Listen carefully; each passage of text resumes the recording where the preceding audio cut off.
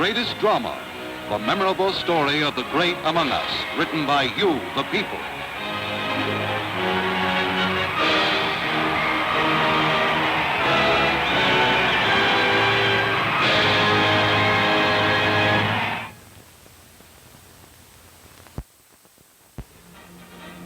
This chapter, Miss Poker Face, the story of Helen Wills. Helen Wills, her racket brought her everlasting fame. Hailed as a champion, she was misunderstood as a person. The world thought of her as cold and proud. People never knew the feeling she concealed. It was always that way from her first national championship match in 1923. Her opponent was Molla Mallory, the defending champion. Helen was 17 years old, a kid facing one of the great players of the time. Nervous, of course she was, but her fears were repressed.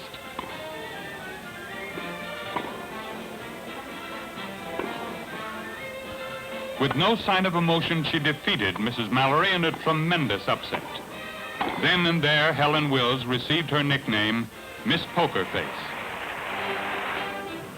Next year, Helen Wills went to England to take part in the British Championships at Wimbledon. This was the mecca of the tennis world. The kings of Spain and Portugal were there to see her play. Although filled with awe by her surroundings, Helen played well and reached the finals. Her opponent was an English girl, Katherine McKean. In a hard-fought match, Helen was beaten. She shed tears of disappointment after that match, cried for the first and last time, because champions must not show weakness. And she was a champion, proving it decisively during the next 2 years. Helen won the United States singles in 1924. Again next year, defeating Katherine McKean, revenge for Wimbledon. Here she teamed up with Vinnie Richards to beat Bill Tilden and Molla Mallory. Her ambition to become a great tennis player was now achieved. America was proud of Miss Poker Face. She demonstrated her tennis strokes for the slow-motion movie camera. Her perfectly timed forehand smash. Her smooth footwork that always brought her into position in time to meet the ball. Her slashing backhand, strokes that had beaten every woman player in the world but Suzanne Lenglen. The French Riviera. Helen went there in 1926 to play against Suzanne Lenglen. The tennis match of the century that attracted huge crowds. This was Helen's great test. Shaking hands, she concealed her nervousness. The crowd expected Lenglen to win, and as the match began, Helen Wills quickly learned the reason for their confidence. She was driven from side to side across the court. Suzanne Lenglen hit her shots with almost unbelievable speed and precision. Although much older than Helen, Miss Lenglen covered her side of the court with the speed and grace of a young girl. Her sharply angled backhand return scored point after point. The crowd had been right. Lenglen won the match. It established her as the world's first-ranking woman tennis player.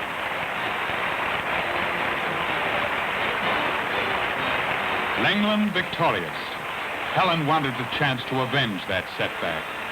The chance came a few weeks later in Paris. They were entered in the French national championships. But before they could meet, Helen became ill and was taken to the hospital. An appendectomy. No more tennis that year. After the operation, homeward bound with the American Wightman Cup players, returning victorious from England. A winter of rest, then back to the courts to defend her U.S. championship. Helen Jacobs was her most threatening challenger, now that Suzanne Lenglen had turned professional. But Molla Mallory was still strong. And Lili Alvarez, the Spanish star, was always dangerous.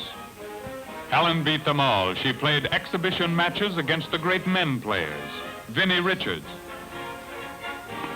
She met the greatest of the great, Big Bill Tilden. And the outstanding French player, Rene Lacoste. They called her Queen Helen of the courts. But now suddenly her popularity vanished. The fans turned against her. In 1929, as Helen Wills defended her United States Singles Championship, she received a new nickname, the Killer of the Courts. Spectators resented her poker face, didn't understand her inability to show emotion. They thought she was being contemptuous and arrogant. When she won the match and championship, there was little applause. She wanted people to like her, but it just wasn't in her to reveal her feelings. So she accepted the trophy and went sadly home to California. 1929, the year tennis fans turned against Helen Wills and the year of her marriage. Until now, tennis left no room for romance. Walking down the steps of the church, Mrs. Fred Moody was completely happy. A seafaring honeymoon spent on a yacht sailing along the coast of California.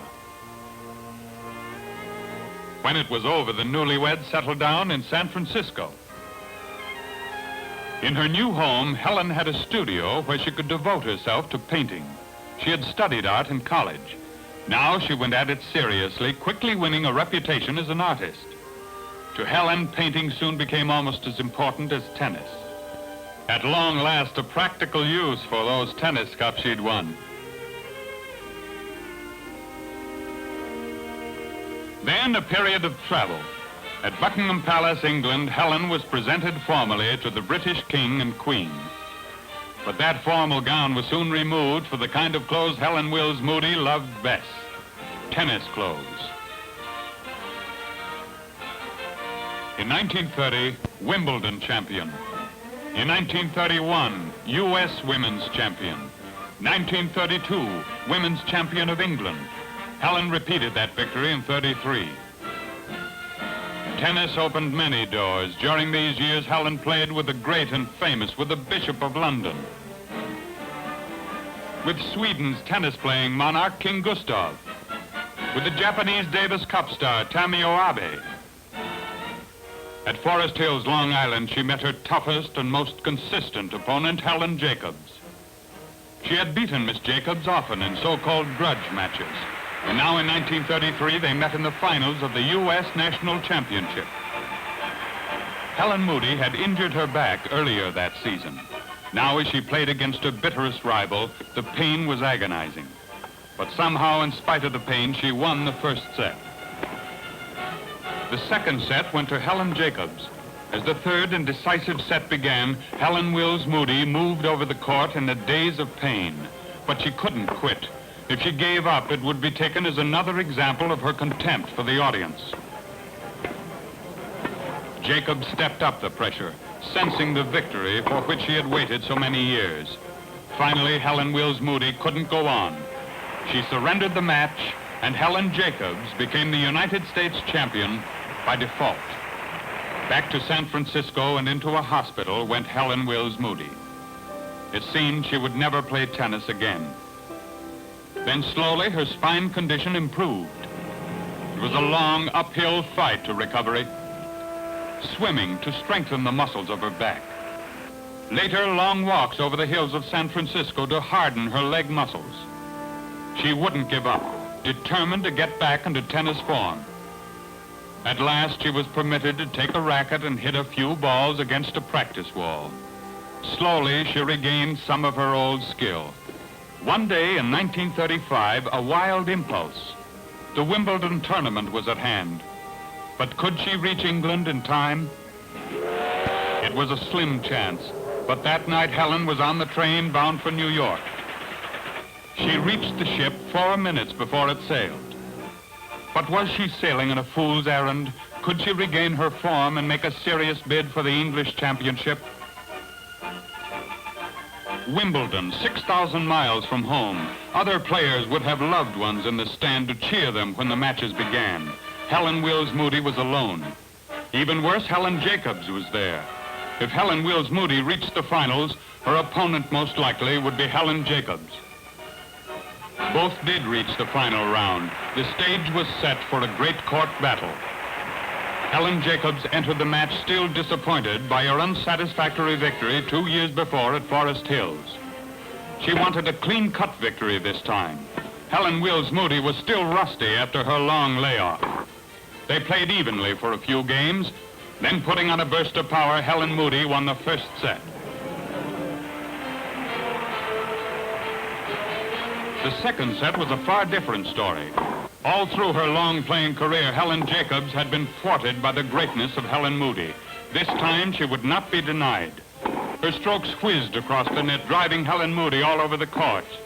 She set a terrific pace game after game and won the set, evening the match.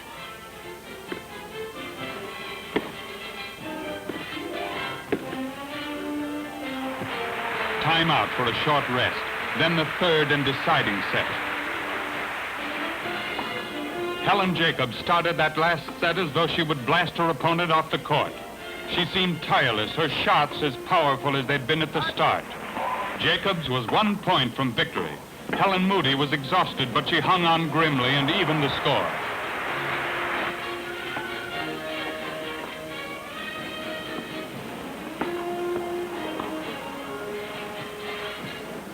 Then suddenly she got her second wind, her strength returned, and she swept forward to win the set and match. Helen Wills Moody, once again champion of Wimbledon. It was a great moment for Miss Poker Face as she took the cup while the crowd cheered, one of the great comebacks of all time. It was worth all the pain of her injury and despair of being misunderstood by the public.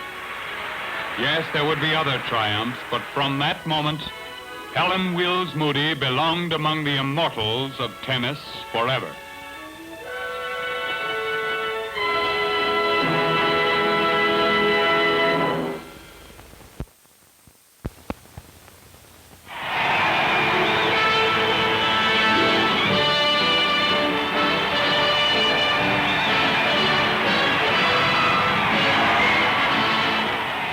Be with us again next week at this time, when the greatest drama, true film biographies of the great among us, again comes your way.